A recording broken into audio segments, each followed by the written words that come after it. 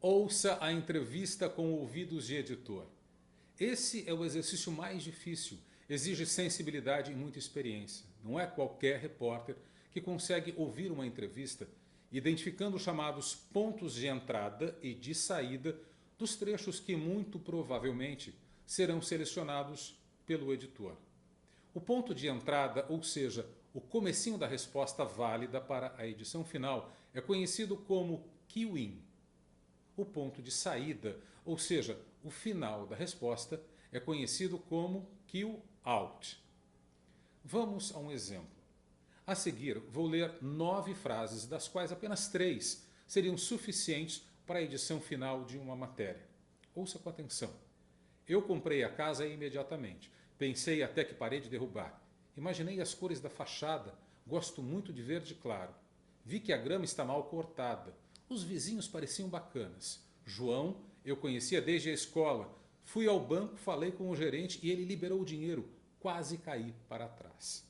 Nessas frases, o editor muito provavelmente cortaria o miolo muito arrastado. Iria para o ar o seguinte: eu comprei a casa imediatamente. Corte. Fui ao banco, falei com o gerente e ele liberou o dinheiro. Quase caí para trás. Para um repórter adquirir ouvido de editor leva tempo. Porém, há uma maneira de acelerar esse processo: frequentar a ilha de edição. Eis um péssimo hábito de muitos colegas. Repórter não frequenta ilha de edição. Falemos agora sobre dicas para a sonora com especialista. Dica número 1. Demonstre conhecer o assunto. Com o Dr. Google e outras ferramentas de busca, já não temos mais a desculpa da falta de informação. Pelas redes sociais também podemos descobrir quem é o nosso entrevistado, o que pensa, do que gosta, bem como estudar sobre o assunto em pauta.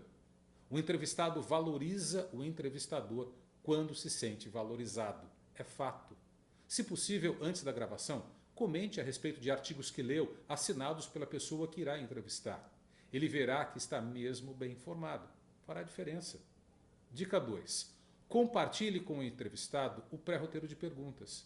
Não há mal algum em dividir com o seu entrevistado as perguntas básicas que irá fazer, salvo quando se trata, evidentemente, da sonora com algum denunciado ou da cobrança de alguma autoridade.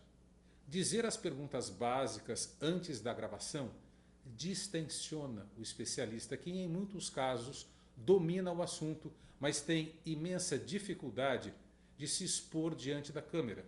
Ao longo da entrevista, outras perguntas costumam surgir, não previstas no roteiro inicial. Isso é comum. Entretanto, com o conforto proporcionado pela conversa inicial, o especialista irá se sentir mais seguro para responder. Dica número 3. Aqueça a entrevista. Não comece a entrevista pelo tópico principal. Deixe para a segunda metade da gravação. O entrevistado precisa de um tempo para se sentir à vontade, mesmo que você já tenha compartilhado com ele o pré-roteiro de perguntas. Costumo usar uma técnica quando estou chegando perto do tópico desejado. Funciona assim: agora, só mais uma pergunta.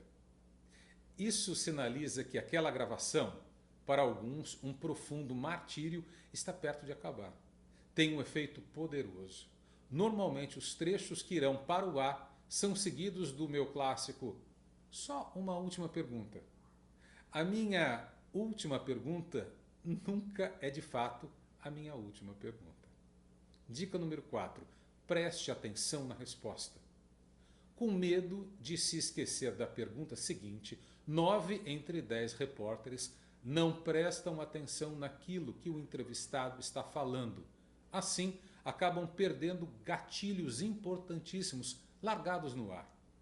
Muitos entrevistadores só se dão conta do material gravado quando revisam a mídia na ilha de edição.